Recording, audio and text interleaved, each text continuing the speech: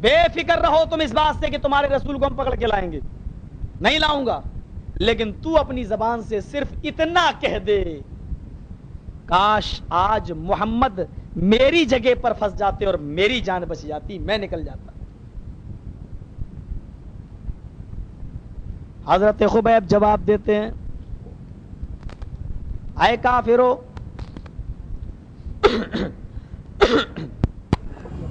کی بات مانی نہیں جائے گی کیونکہ 15 لوگوں کی گواہی مسلم ہے، اور اگر میں نے یہ کہہ دیا کہ نہیں تب بھی مجھے سنسار کیا جائے گا، لیکن لوگ میرے مرنے کے بعد، میری سنساری کے بعد لوگ مجھ سے یہ کہیں گے دیکھو زنا بھی کیا اور مرتے وقت جھوٹ بھی بولا کہ میں نے زنا نہیں کیا۔ مجھے یہ برداشت ہے کہ لوگ پتھروں سے مار مار کے مجھے قتل کر ڈالے، مجھے مار ڈالے، سنسار کر دیں، لیکن یہ منظور نہیں کہ میرے مرنے کے بعد لوگ مجھے جھوٹا کہیں۔ اے اللہ کے نبی کیا پوچھ رہے ہیں؟ کہا تو اپنے بارے میں بتا، عورت تجھے زناکار بتلا رہی ہے، یہ 15 لوگ تجھے کہہ رہے ہیں میں نے اس کو پکڑا، بول تو کیا کہنا چاہتا اپنی صفائی میں؟ کہتا ہے ہاں اے اللہ کے رسول یہ زنا میں نے ہی کیا ہے، اس کی عزت میں نے ہی چھلنی چھلنی کی۔ معاملے کبھی کبھی اس حد تک پہنچ جاتے ہیں، ایک آدمی کو اپنی حقیقت بیان کرنے کے لیے سچ بول رہا ہے تو یہ جانتا ہے کہ ہم پھر بھی نہیں بچیں گے، اس نے جھوٹ بول دیا، چلو میں نے ہی زنا کیا ہے، کم سے کم میرے مرنے کے بعد تو مجھے جھوٹا نہیں کہا جائے گا، ٹھیک ہے اس کو اندر کرو اور جمعے کے دن اس کو پتھروں سے مار مار کے ہلاک کر دیا جائے گا۔ آج جمعے کا دن بھی آ گیا، سخت سیکورٹی کے اندر اس آدمی کو بھی جمعے کی نماز کے لیے لایا گیا، نماز پڑھی، اب میدان مقتل کی طرف لے جایا جا رہا ہے، جہاں زانی کو یا چور کو سزا دی جاتی تھی اس میدان میں کھڑا کیا گیا۔ عورتیں بھی جمعے کی نماز پڑھنے کے لیے آتی تھی، ایک عورت نے گزارش کی اے اللہ کے رسول جب زانی کو سنسار کیا جائے تو ہم بھی دیکھنا چاہتی ہیں کہ زانی کو کس طرح سنسار کیا جاتا ہے، تاکہ عورتیں بھی ڈر جائیں اور زنا کے قریب نہ جائیں، جب یہ دیکھ لے کہ کتنا سخت سزا دی جاتی ہے اور کیسا تڑپ تڑپ کے زناکار مرتا ہے۔ آپ نے اجازت دے دی اور عورتوں کو ایک ایسی جگہ پر رکھ دیا جہاں مرد تو ان کو نہ دیکھ سکیں، لیکن عورت اس زانی کو جو سزا دی جا رہی ہے اس کا دیدار کر سکے، تڑپ تڑپ کے مرتا ہوا اس آدمی کو دیکھ سکے، اور زنا کا خوف ان عورتوں کے دلوں میں بھی آ جائے، کیونکہ زنا عورت کی طرف سے زنا کی پہل پہلے ہوتی ہے، مرد کی طرف سے بعد میں، اور اگر ایسا نہ ہوتا تو قرآن میں مؤنث کا جملہ پہلے نہ آتا، الزانیۃ والزانی فاجلدوا کل واحد منہما، زنا کرنے والی عورت اور زنا کرنے والا مرد دونوں کو 100 کوڑے مارو۔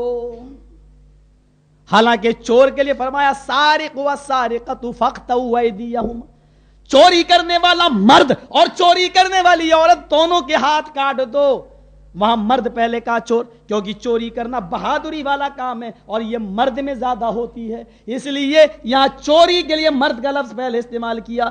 زنا میں شہوت عورت کے اندر زیادہ ہوتی ہے، اس لیے زنا پہلے عورت کی طرف سے ہوتا ہے، اور جب تک عورت نہ چاہے اللہ کی قسم مرد سے زنا کا صدور ہی نہیں ہو سکتا۔ یہ الگ بات ہے کہ جبرن، یہ الگ بات ہے جبرن، زنا بالجبر، زنا بالرضا جو ہوگا وہ عورت کی طرف سے پہلا ہوگا، عورت کی طرف سے۔ یہ جو زنا اس عورت کے ساتھ ہوا یہ زنا بالجبر تھا، یہ زنا بالرضا نہیں تھا، اس لیے مرد کی طرف سے پہل ہوئی۔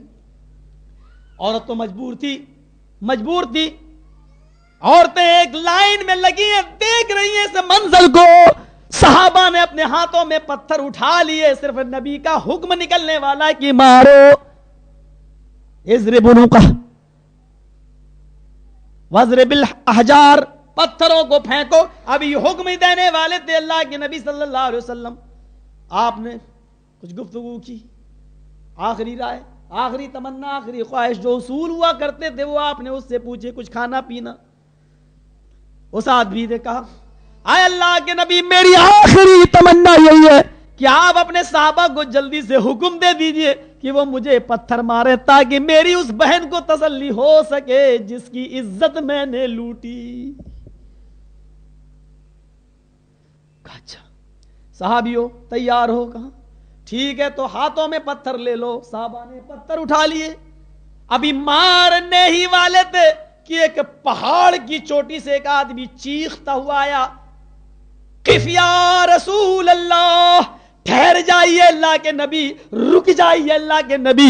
اپنے صحابیوں سے کہیے, ساتھیوں سے کہیے کہ پتھر نیچے پھینک دیں, ابھی اس آدمی کو مارنے کا حکم نہ دیں. معاملہ رک جاؤ کیا بات ادھر. اے اللہ کے نبی اس بیچارے کا کیا قصور ہے؟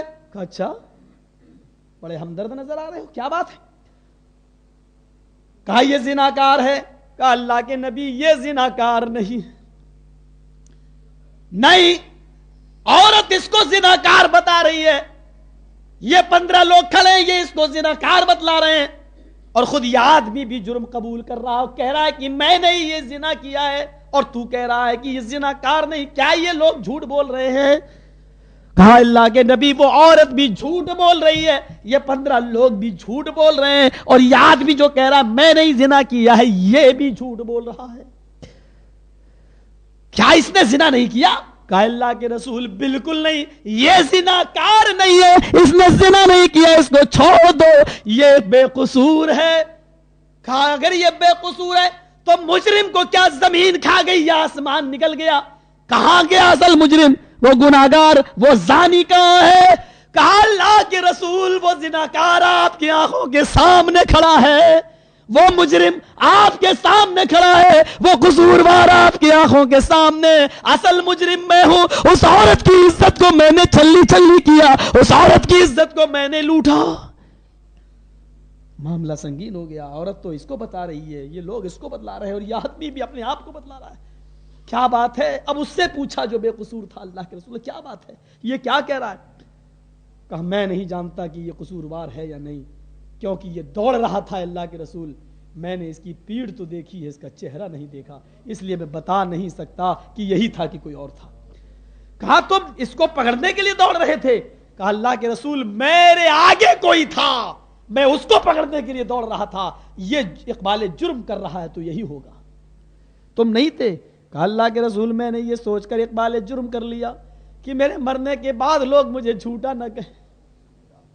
آپ نے کہا اچھا. ان لوگوں سے پوچھا کہ کیا کہتے ہو, تم نے اس کو پکڑا اور یہ بھاگ رہا تھا.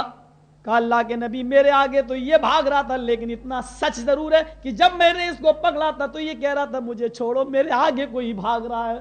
یہ کہا تھا کہ ہاں. کہا اس عورت کو بھی بلا لو, پھر سے دیکھ لے ان دونوں میں اصل مجرم کون ہے, تاکہ کوئی بے قصور نہ مارا جائے. اس عورت کو بلایا, ادھر آؤ. آئی, دونوں مجرموں دونوں کو سامنے رکھا, اصل مجرم کو بھی اور بے قصور کو بھی, اور اس عورت سے کہا قریب سے آ. اس عورت نے بالکل قریب آئی, کہا دیکھ لے ان دونوں میں اصل مجرم کون ہے. اس نے ایک بار اس کو دیکھا, قریب سے اس کو بھی دیکھا, اس کو دیکھا, اس کو دیکھا, اس کو دیکھا, اس کو دیکھا, بار بار دیکھتی ہے. اللہ کے نبی فرماتے ہیں بتا کس نتیجے پہ پہنچی اصل مجرم کون ہے؟ کہنے لگی اے اللہ کے رسول رات اتنی اندھیری تھی کہ زنا کرنے والے کا چہرہ مجھے دکھائی نہیں دے رہا تھا, اب مجھے معلوم نہیں کہ ان دونوں میں اصل مجرم کون ہے. اے اللہ کے نبی یہ اقبال جرم کر رہا ہے تو یہی ہوگا, مجھے نہیں معلوم, رات بہت اندھیری تھی, زنا کرنے والے کا چہرہ مجھے نظر نہیں آ رہا تھا, اب ان دونوں میں سے کون اصل مجرم ہے مجھے نہیں معلوم, یہ قبول کر رہا تو یہی ہوگا, اسی کو سنسار کر دیجئے. آپ نے کہا جاؤ اس کو میدان میں لے جاؤ. اس کو میدان میں لے جایا گیا, پتھر صحابہ نے اٹھا لیے. اچانک نبی کی پیشانی پہ پسینہ آنے لگا, آپ بیٹھ گئے. صحابہ سمجھ گئے کہ وحی کا نزول ہو رہا ہے, جبرائیل کوئی خبر لے کے آئے. تھوڑی دیر میں مسکراتے ہوئے اٹھے, کہا صحابیوں اللہ نے اس آدمی کی توبہ کو پہاڑی کے پیچھے جو یہ کر کے آیا قبول کر لیا ہے, اس کو معاف کر دو, اس کو چھوڑ دو, اللہ نے اس کے گناہ کو معاف کر دیا ہے.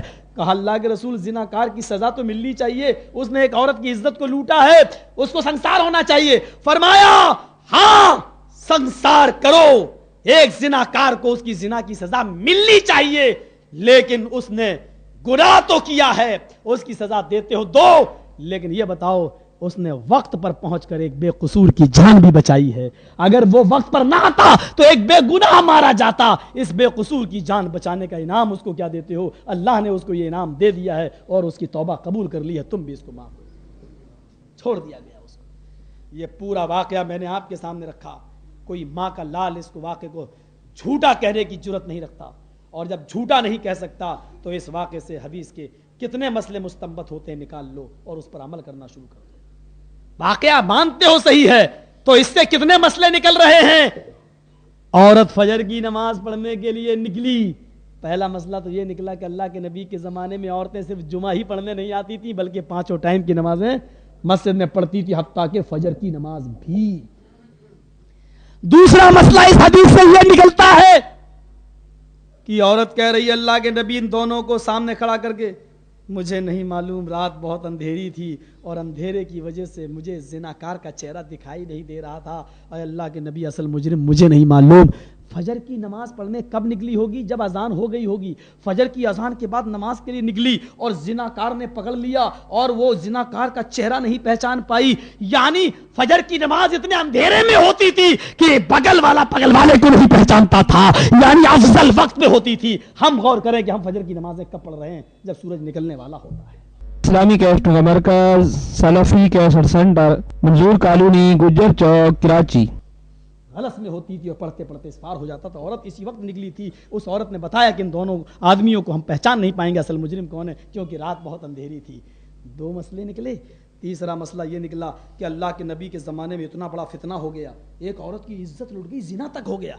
आज आप अपनी औरतों को क्या कहते हो? हजरत उमर ने औरतों को मना कर दिया था। क्यों मना कर दिया था? फितने का ज़माना है, अब औरतें नहीं आए। हम भी औरतों को मस्जिदों में जाने से इसलिए रोकते हैं कि फितने का ज़माना है। इससे बड़ा फितना और क्या हो सकता है कि एक औरत की इज्जत लुट गई, एक औरत के साथ जिना हो गया।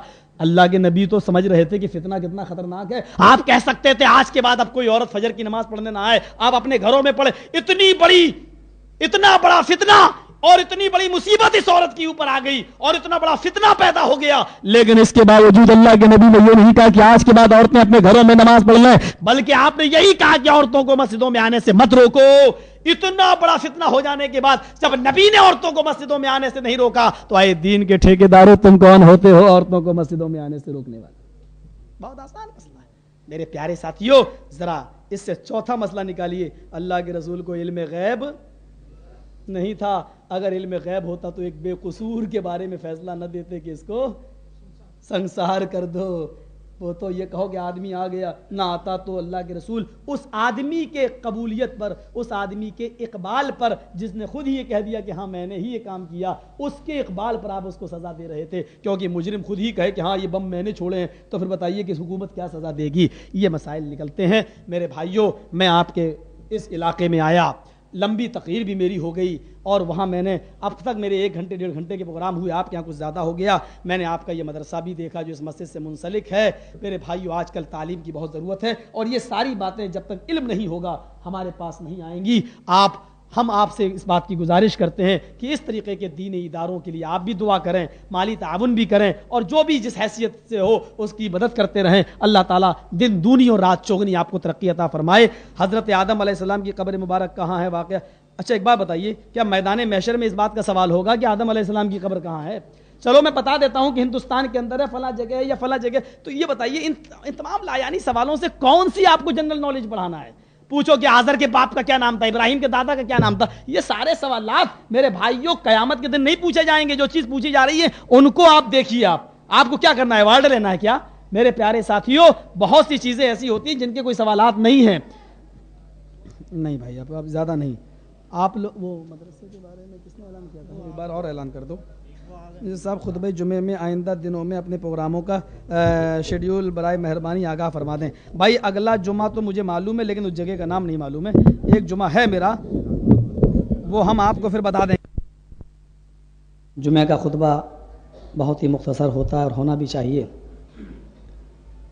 और आज वक्त कुछ ज़्यादा हो, हमारे हाथ में भी नहीं था कि मैं वक्त से पहले पहुंचता, क्योंकि ट्रैफिक काफ़ी था जिसकी वजह से हमको यहाँ आने में लेट हुआ। اب میرے سامنے بڑی الجھن یہ ہے کہ میں اس 15 منٹ میں 20 منٹ میں آپ کے سامنے کون سی بات رکھوں اور کہاں سے شروع کروں اور کہاں پہ ختم کروں، کیونکہ کچھ لوگوں نے راستے میں مجھ سے کہا کہ آپ 1:45 تک کھینچ سکتے ہیں، کچھ لوگوں نے مجھ سے یہ بھی کہا کہ یہاں بزنس مین لوگ زیادہ آتے ہیں اور ان کا وقت بہت ہی محدود ہوتا ہے، اور ابھی جب میں ممبر پہ بیٹھا تو مجھے یہ حکم ملا ہے کہ 1:30 بجے سے آگے آپ نہیں جا سکتے۔ میرے سامنے بڑی الجھن ہو جاتی ہے ایسے موقع پر کہ میں سوچ کے آتا ہوں کچھ اور، لیکن پھر مقرر کے سامنے اور خطیب کے سامنے ایک بہت بڑی الجھن ہوتی ہے، کیونکہ یہ ہم نے ایک فرض کی اہمیت اس کو دے دی ہے کہ جو ہم نے وقت متعین کیا اسی وقت پر ایسا ہونا چاہیے۔ حالانکہ اللہ کے نبی صلی اللہ علیہ وسلم کے زمانے میں کوئی گھڑیاں نہیں تھیں، لوگ وقت سے پہلے آ جاتے تھے، وہ ایک ماحول بنا ہوا تھا۔ ہمارے ہاں بڑی الجھن یہ ہے کہ ایک ماحول نہیں ہے، لوگ اس وقت جمعے کی نماز کے لیے آتے ہیں جب یہ دیکھ لیتے ہیں کہ اب بالکل نماز کھڑی ہونے والی ہے، جبکہ قرآن بہت صاف الفاظ میں کہتا ہے کہ یا ایھا الذین آمنوا اذا نودی للصلاۃ من یوم الجمعہ فاسعوا الی ذکر اللہ، جب جمعے کی نماز کے لیے تمہیں بلایا جائے تو تم اللہ کے ذکر کی طرف دوڑ پڑو، کا مطلب تم جلدی کرو، نکل جاؤ۔ وذروا البیع، اور خرید و فروخت کو چھوڑ دو۔ اس زمانے میں خرید و فروخت کا ماحول تھا، اس لیے مفسرین یہاں یہ لکھتے ہیں کہ جو آدمی جس کاروبار سے جڑا ہوا ہے وہ اپنے اس کاروبار کو چھوڑ دے، یہ مطلب ہے اس کا۔ شادیوں میں باراتیں لیٹ ہو سکتی ہیں، اس پر کسی کو کوئی اعتراض نہیں ہوگا، یہ سارا معاملہ صرف مسجد کے اس امام کے اور اس خطیب کے لیے ہوتا ہے جس کو بیچارے کو اپنی زبان میں کچھ کہنے کا حق نہیں ہے، کیونکہ وہ 1,500 روپے مہینہ پاتا ہے، 2,000 روپے مہینہ پاتا ہے، اور آپ 25 اور 30 اور 35 اور 50,000 روپے مہینہ کماتے ہیں۔ جو اتھارٹی، جو پاور آپ کو کہنے کا ہے وہ اس امام کو حاصل نہیں ہے، کیونکہ ایک بھنگی اور ایک مہتر جھاڑو لگانے کے لیے جب ہمارے دروازے کے باہر آتا ہے تو ہم اس سے کہتے ہیں کہ بھائی صاحب ذرا ادھر بھی لگا دیجیے جھاڑو، لیکن ایک امام اگر 5 منٹ لیٹ ہو جائے نماز میں تو کہتے ہیں کہ حرام کی تنخواہ ملتی ہے تمہیں، کیا کیوں لیٹ ہوئے؟ تمہیں وقت کی پابندی کرنی چاہیے۔ ہم نے ہمیشہ یہ کہا ہے اور آج بھی کہتا ہوں کہ علماء اپنی خودداری کبھی نہ بیچیں۔ امام بخاری رحمۃ اللہ علیہ نے اپنا علاقہ چھوڑ دیا، بادشاہ نے کہا تھا کہ آپ کو میرے بچے کو پڑھانے آنا ہے، امام بخاری کہتے ہیں کہ جہاں میرے پاس بچے پڑھنے آتے ہیں وہاں پر بھیجنا ہے۔ بادشاہ نے کہا میرا بچہ آپ کے پاس پڑھے گا، آپ کے ٹاٹ اور بوریے پر بیٹھے گا، میں محل میں رہنے والا ہوں؟ امام بخاری نے صاف کہا کہ الگ سے پڑھانے کے لیے میرے پاس کوئی انتظام نہیں ہے۔ بادشاہ نے کہا تمہیں میرے گھر آنا پڑے گا۔ امام بخاری رحمۃ اللہ علیہ جواب دیتے ہیں بالکل نہیں، پیاسا کنویں کے پاس چل کے آتا ہے، کنواں پیاسے کے پاس نہیں۔ علم حاصل کرنا ہے تمہارے بچے کو، وہ میرے پاس آئے گا، میں عالم ہوں قرآن و حدیث کا، یہ علم در در کی ٹھوکریں نہیں کھائے گا کہ تمہارے بچے کو خود پہنچے پڑھانے کے لیے۔ جو علماء اپنے بچوں کو یا دوسرے بچوں کو ٹیوشن پڑھانے جاتے ہیں وہ امام بخاری کے اس واقعے سے اندازہ لگائیں کہ ٹیوشن پڑھانے جانے میں اور اپنے گھر پہ بلا کے بچے کو پڑھانے میں ان دونوں میں کیا فرق ہے، اور بچہ علم کہاں حاصل کر سکتا ہے، اس کے گھر پہ اس کو پڑھایا جائے وہ، یا دوڑ کے یا چل کے کسی کے گھر پڑھنے جائے۔ امام بخاری کو نکال دیا گیا، شہر چھوڑنا گوارا کر لیا، لیکن اپنی خودداری کو نہیں بیچا، خودداری کو نہیں بیچا۔ یہاں قرآن کی جو آیت میں نے آپ کے سامنے تلاوت کی ہے، ہم اور آپ اس دنیا میں آئے ہی اسی لیے ہیں۔ یہ دنیا دار الجزا نہیں ہے، دار العمل ہے، عمل کا گھر ہے۔ یہاں ہم کچھ بونے کے لیے آئے ہیں اور اس کا پھل ہمیں اوپر کاٹنا ہے۔ دار الجزا و سزا اوپر ہے، یہ دار العمل ہے۔ لا تزر وازرۃ وزر اخرى، قیامت کے دن کوئی نفس کسی نفس کا بوجھ نہ اٹھائے گا، کوئی انسان کسی دوسرے انسان کا بوجھ نہیں اٹھائے گا، کوئی کسی کا مالک نہیں ہوگا۔ الیوم لا تملک نفس لنفس شیئا، آج کے دن کوئی نفس کسی نفس کی مالک نہیں ہے۔ اللہ کے نبی صلی اللہ علیہ وسلم بھی ڈائریکٹ شفاعت نہیں کریں گے، سفارش نہیں کریں گے، بلکہ سجدے میں گر جائیں گے۔ سارے پیغمبر منع کر دیں گے کہ میں سفارش کے لائق نہیں ہوں، تب اللہ کے نبی کے پاس سارے لوگ آئیں گے اور سفارش کے لیے کہیں گے، اللہ کے نبی اپنا سر زمین پر رکھ دیں گے، سجدے میں گر جائیں گے اور اللہ کی تعریف حمد و ثنا بیان کریں گے جتنی اللہ چاہے گا۔ پھر پکارے گا ارفع راسک یا محمد سل توتا، بخاری کے الفاظ پر غور کیجئے، ارفع راسک، اے نبی اپنے سر کو اٹھاؤ، بہت میری حمد و ثنا تم نے بیان کر لی، اٹھاؤ اپنے سر کو، ارفع راسک اپنے سر کو اٹھاؤ، سل مانگو، توتا جو مانگو گے تمہیں دیا جائے گا، بتاؤ کیا مانگتے ہو تم؟ سل سوال کرو، توتا دیا جائے گا تمہیں۔ تب اللہ کے نبی کہیں گے